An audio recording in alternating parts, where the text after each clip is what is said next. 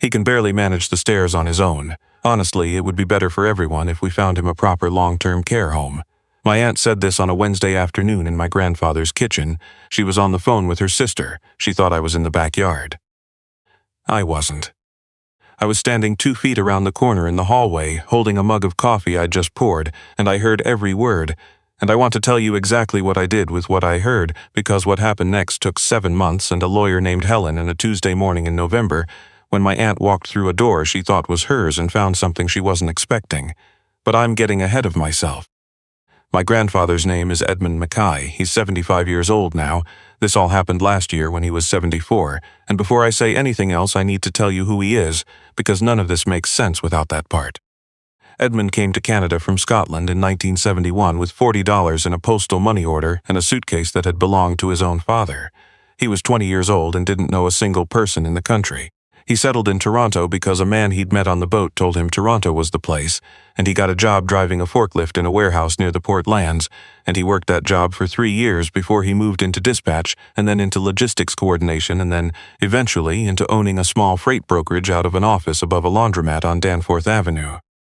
He ran that company for 31 years, nothing you'd have heard of. But when he sold it, it was doing serious volume across Ontario, had 12 full-time employees, and the sale paid for everything that came after, including the house. The house is in the Annex in Toronto. He bought it in 1988 for what sounds absurd now, $260,000, which wasn't small money even then, and spent the next decade renovating it room by room on weekends because he couldn't afford to hire it all out at once. My grandmother Marguerite used to say he built that house with his own hands and his own stubbornness, which was accurate on both counts. Marguerite passed 2.5 years ago, lung cancer. They'd been together 44 years. She spent the last 4 months in the upstairs bedroom looking out at the garden Edmund had put in for her across dozens of summers, the one she designed on graph paper with colored pencils because she said if you couldn't see it on paper first, you couldn't grow it right. That garden is still there. Edmund tends it every spring. He does it slowly on bad knees because it's hers. The house is worth approximately $2.5 million now. That's not a number Edmund ever talks about. He doesn't think about it in terms of money. He thinks about it in terms of the 40-year-old linoleum he finally ripped out in 1994, the front door he hung himself with my dad holding the frame, the room at the back where Marguerite painted for 20 years, and which still smells faintly of linseed oil if the window's been closed. It is a house full of specifics. It is not an asset. I want to be honest about where I fit into this because I think it matters for what came later. I'm 38 years old. I'm Edmund's grandson on my mother's side. She's his daughter, and she lives in Kelowna now with my stepdad, which is too far for regular visits, but she calls Edmund twice a week without fail and has done so since Marguerite died. I live in Hamilton, 45 minutes west of the city, and I work in project management for a civil engineering firm, which is not interesting to anyone but pays well, and I'm good at it. I drove up to the Annex about once a month to spend weekends with Edmund before all of this started. After Marguerite died, I started coming every 3 weeks. My Uncle Warren is Edmund's son. He's 52. He is also my mother's younger brother, and I want to say something about Warren carefully, because the honest version is more useful than the easy one. Warren is not malicious, I've decided that. He's the kind of man who genuinely believes that what he wants and what's best are the same thing, and who has never had to examine that belief very closely, because no one in his life has ever made him. Edmund paid for his university. Edmund covered the down payment on his first condo in 2001. Edmund absorbed the losses from a restaurant Warren opened in Kensington Market that lasted 14 months and never once said I told you so. Warren is not a bad person. He just stopped growing around 32 and nobody noticed, including him. Warren's wife is Diana. I'll give her this. She is organized. She is efficient. She makes decisions quickly and carries them out thoroughly and does not waste time second-guessing herself. In the right circumstances, those are excellent qualities. In the wrong circumstances, which is to say in a situation involving an elderly widower and a house worth $2.5 million, those qualities function like a combine harvester pointed at a vegetable garden. She came from a family without much, and I understand wanting. I understand it differently at 38 than I did at 25. She wasn't cruel. She was calculating and she was fast, and she got there before the rest of us looked up. After Marguerite died, Warren called me. He called my mother too. He said Edmund was struggling, which was true. He said someone needed to be closer, which was also true. He said he and Diana were thinking of moving in, just temporarily, just while Edmund got his footing. My mother said that was a relief. I said it sounded like a good idea. I genuinely meant it. That was 2 years ago. For the first 8 months or so, it was good. There was noise in the house again.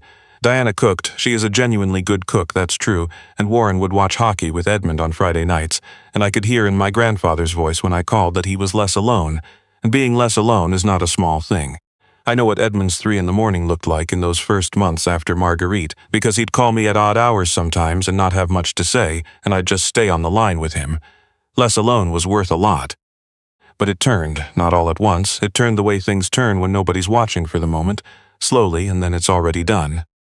The first thing was Marguerite's studio. Diana wanted to use the back room as a home office.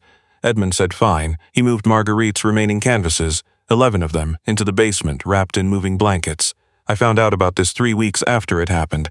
I didn't say anything. What was I going to say? He'd agreed to it. The second thing was Rosalie. I have to tell you about Rosalie LeBlanc before I can tell you the rest of it. Rosalie had been coming to that house every Tuesday and Friday for 17 years. She'd been there when Edmund had his knee surgery in 2019 and couldn't manage the stairs, and she'd rearranged her entire schedule for 6 weeks to come every single day. She was there through all of Marguerite's illness, every Tuesday, every Friday, sometimes staying longer than she was paid for because she knew Edmund couldn't be in the house alone with all of it, all the time. Marguerite called her the second most reliable woman in the world, which was the highest compliment Marguerite ever gave anyone, because she claimed the top spot herself and wouldn't negotiate. Diana let Rosalie go 4 months after they moved in. She texted her. That's how she did it. A text message on a Saturday morning after 17 years citing a household restructuring, no notice pay, no severance, a text. Edmund told me about it on the phone, and I could hear that he didn't want to make it a thing. He said Diana had a system and Rosalie's schedule didn't fit. I let it go. I shouldn't have, but I let it go. The third thing was the reading room. Edmund had always used the second bedroom on the main floor as a sitting room, just an armchair, his books, and a window that looked out at the front garden. Diana needed it for her sister visiting from Calgary.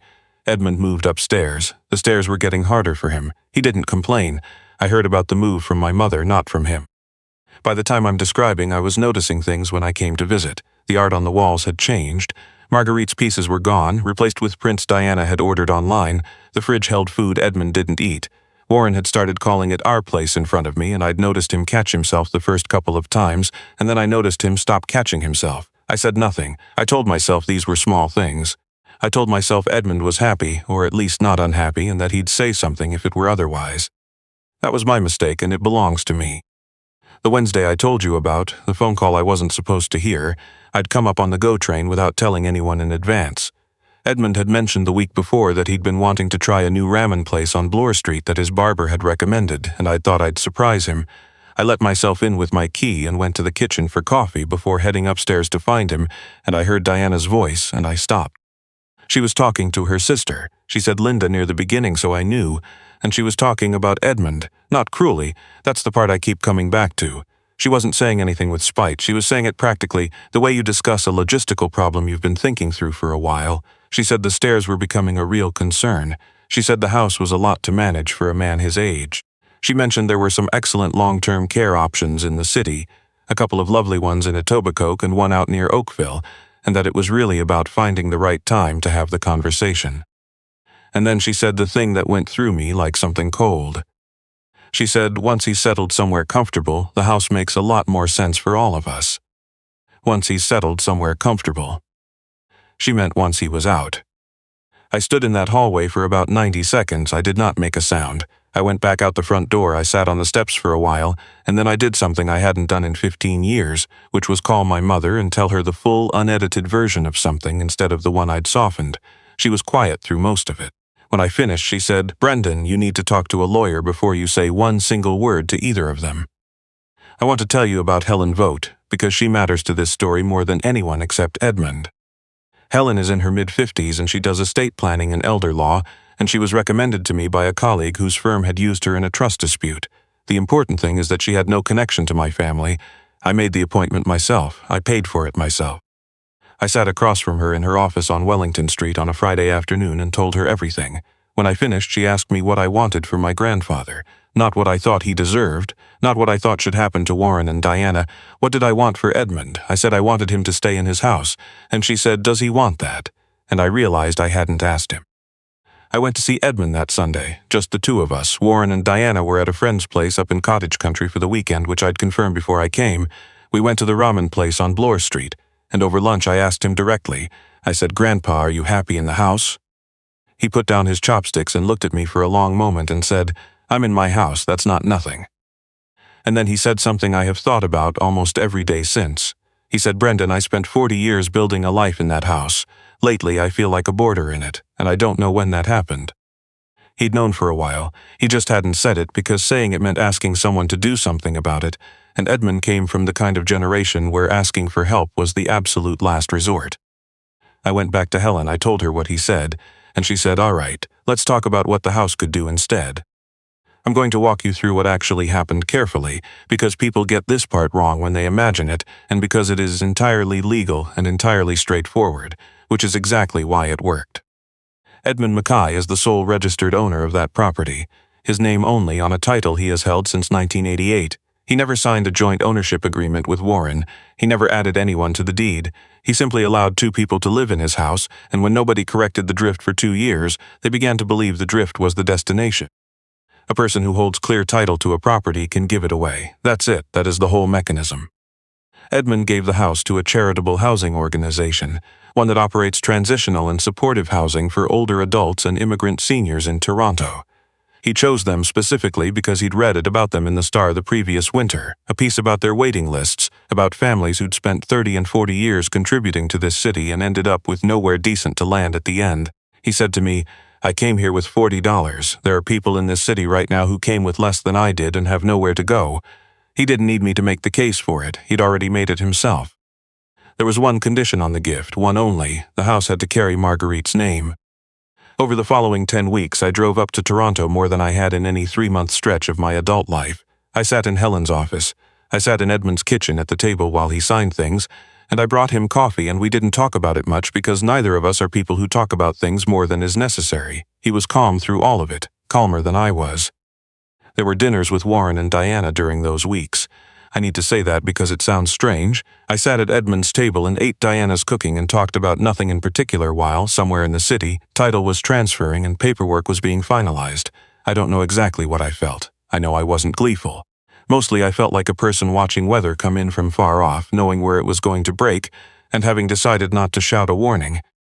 The certified letter went to Warren at that address in the 2nd week of October. Helen prepared it. It stated clearly that ownership of the property had transferred to the foundation as of the closing date. It stated the date by which the premises needed to be vacated. It was polite, it was unambiguous. Warren signed for it. And then he did nothing. I have thought about this for months, and I've landed somewhere I believe is honest. Warren read that letter and decided it was Edmund being dramatic. Emotional, the kind of thing a man does when he feels overlooked, and that Warren would sit down with his father and sort it out the way everything in his life had always gotten sorted. He never went, he never called me, he did not treat a certified legal notice as a certified legal notice. He treated it as something his father would get over. He did not get over it. I was at the house on a Saturday morning in November when Warren and Diana came home and found 6 people inside. There was Helen with a folder of documents because Helen does not miss things. There was a representative from the foundation and 2 staff members doing a walkthrough of the rooms. There was a gentleman from the city's planning office reviewing the property for its intended use, and there was a brass plate mounted beside the front door installed 2 hours earlier that read, "The Marguerite Mackay House." Edmund was sitting in the front room in his chair by the window. He'd made tea. Warren came through the door first, the way you come through a door when you live somewhere. Diana was behind him, coat half on. They stopped. I want to describe what I saw accurately. First, they registered the people, unfamiliar faces, clipboard, someone in a lanyard. Warren said, "What's going on?" in the voice of a man who expects a reasonable explanation. Then Diana saw Edmund sitting in his chair, and something behind her eyes rearranged itself. And then she saw Helen standing near the hallway with a folder that had a file tab on it, and then her eyes went to the front door. To the plate. She read it. I watched her read it. I watched her go back to the beginning and read it again, the way you do when the words don't assemble the first time. And I watched her face change in stages. First the words, then the name, then what the name meant about the timing, then what the timing meant about everything else. Marguerite's name on a brass plate with a lead time.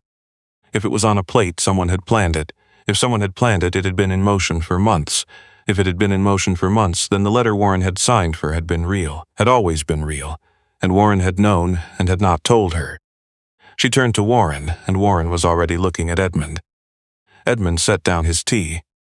Helen stepped forward and introduced herself and explained in a calm, professional voice that the property had transferred to the foundation, that written notice had been provided by registered mail on a specific date, and that she had full documentation for review.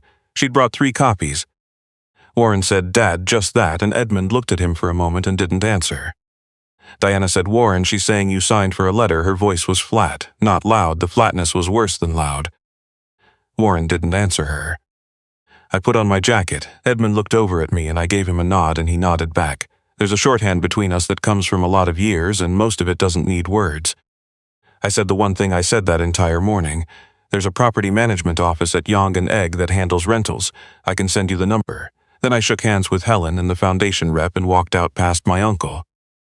Edmund came out to the porch a few minutes later. Just the 2 of us on the front steps, November air cold and clear the way it gets in Toronto when the lake puts something sharp into the wind. He said, "You all right?" I told him I was. He said, "I want you to know I don't feel good about Warren." I told him I knew that. He said, "I feel good about this." He meant the house, the name on it, what it was going to be. He looked at the front of it the way you look at something you've known a long time, but are seeing clearly for the first time in a while. Then he went back inside. The honest rest of it, because these stories always want to stop at the door. Warren and Diana rented a condo in Leslieville for 8 months. My mother stayed in touch with Warren the way you stay in touch with a sibling after something painful, carefully at intervals with a lot left unsaid. Warren called me twice in the first 3 months. The first call was angry. I let him say what he needed to say. The second call, about 10 weeks later, was quieter. He said, "I just don't understand why you didn't come to me first." And I said, "Warren, Helen sent a registered letter and you signed for it. You had 6 weeks. There was silence on the line that I think was the sound of him understanding something for the first time, that nobody had gone around him, that he'd been given every opportunity and had chosen not to take it seriously. That is a hard thing to understand about yourself at 52. I don't think he's finished with it. Edmund stayed in the house through the foundation's renovation process, which ran through most of the winter. They called him a living resource, which embarrassed him a little, but which he also liked. He walked the team through every room, told them which walls were load-bearing and which weren't, because he'd put most of them in himself. He flagged a drainage problem in the northwest corner of the basement that had never quite been fixed right and saved them 3 weeks of discovery. The house opened in the spring as transitional supportive housing, 10 rooms, a common space, a small library the foundation named after Marguerite because, they said, it was only right. Edmund didn't go far. He bought a condo in a low-rise about 6 blocks away, ground floor, with a small patio where he started a container garden. I helped him move in January. It took 1 van and most of a Saturday, which is what happens when you've lived long enough to know what you actually need. Now about Rosalie. I told you I'd come back to her, and I meant it. I want to be precise about the order of things because it matters. Before I called Helen, before any of the foundation conversations, the very first thing I did in the week after I heard Diana in that hallway was find Rosalie LeBlanc's number from Edmund and call her myself. I want to be honest about that call because it was hard. Rosalie wasn't angry. She was gracious, which made it harder. She said she'd been sad to leave, that it had been an abrupt end to something that had meant a great deal to her. She asked how Edmund was doing, not about the situation, not about Warren and Diana. She asked how Edmund was. I arranged proper compensation for the 17 years of notice she'd never received, and I covered her through the employment gap, and I sent a reference to every property management contact I had in the city. That's not charity, that's what was owed. Rosalie now works 2 days a week at the Marguerite Mackay House. The foundation hired her on their own after I mentioned her name and stepped back entirely. She handles resident orientation, showing new people around, helping them understand what the space is and what they're allowed to want from it. She's been there since March. She calls Edmund every couple of weeks to tell him how things are going in the house he built. He calls me afterward to tell me what she said. Here's what my aunt said that I keep returning to. She said, once he's settled somewhere comfortable, the house makes a lot more sense for all of us. She meant it practically. She meant Edmund was old and the house was large, and it was a waste, all that space for one person. She wasn't wrong about the space. She was wrong about who the space was for. That house is full of people now. People in their 60s, 70s, and 80s in those rooms, with the garden Marguerite designed in graph paper pencils still growing out back, with the light through the west windows in the afternoon the same as it has always been. It is, in the most literal sense, exactly what Diana said it should be, a house being fully, properly used by people who need it. She named the destination. Edmund just decided who got there. There's a man at the house named Kwame, 81 years old, who came to Toronto from Ghana in 1978 and worked in the postal service for 34 years and has no family left in the city. On Tuesday mornings, he sits in the common room near the window with a cup of tea and does the crossword. Edmund goes by on Tuesdays sometimes. They do it together. Kwame calls Edmund the landlord as a joke every single time, and every single time Edmund says retired landlord, and Kwame laughs like it's the first time he's heard it. I've never told Kwame the full story. I probably won't. If you are watching someone in your family be slowly edged out of their own life, their own home, their own decisions, their own space, and you are telling yourself it isn't serious enough yet to do anything about, I want to ask you to think hard about what serious enough means to you. Because it never happens all at once. It's always the studio room first, and then the cleaning lady, and then the reading room, and then the stairs, and then a phone call on a Wednesday afternoon in a hallway you weren't supposed to be standing in. By the time it's undeniable, it has already been going on for 2 years. Edmund is 75 years old. He got up this morning and made tea and went out to check his container garden on the patio and called my mother at 8:15 because that's what he does. He still has his life. He has it because he said out loud what he wanted, and because I happened to be in the right hallway at the right moment and had the sense to stay quiet and listen. Sometimes the most useful thing you can do is know what you heard.